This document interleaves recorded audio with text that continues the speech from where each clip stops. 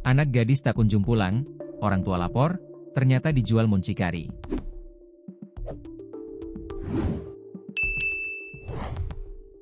Anak gadisnya tak kunjung pulang ke rumah, orang tua di Surabaya syok begitu mengetahui ternyata dijual muncikari ke pria hidung belang.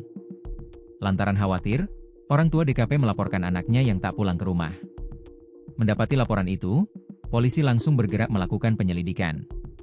Setelah ditelusuri, DKP ternyata berada di satu hotel di Surabaya. Melalui media sosial, gadis remaja yang berinisial DKP, 16, itu dijual muncikari dengan tarif Rp300.000.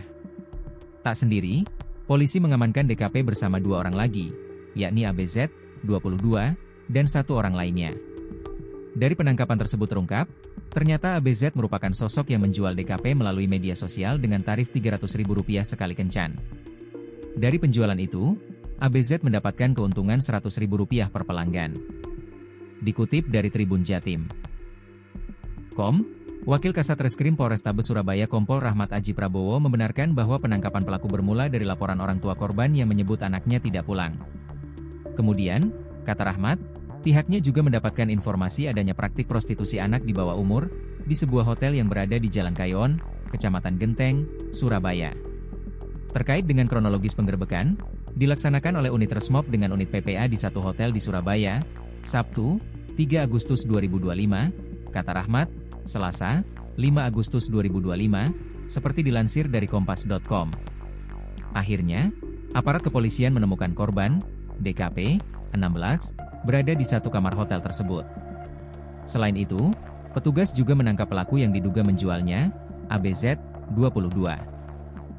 Ketika itu diamankan 3 orang.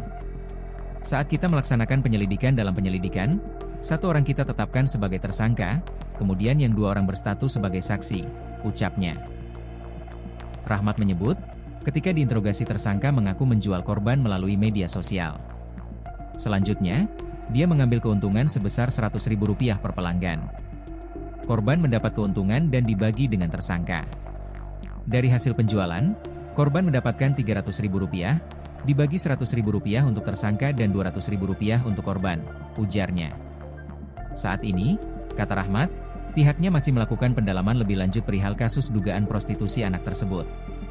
Hal itu untuk mengetahui adanya tersangka lain dan berapa kali korban dijual. Atas tindakannya itu, tersangka dijerat pasal 81 UU RI nomor 17 tahun 2016 tentang perlindungan anak Yungto pasal 76, D, UU RI nomor 35 tahun 2014. Ancaman pidana paling singkat 5 tahun dan denda Rp5 miliar.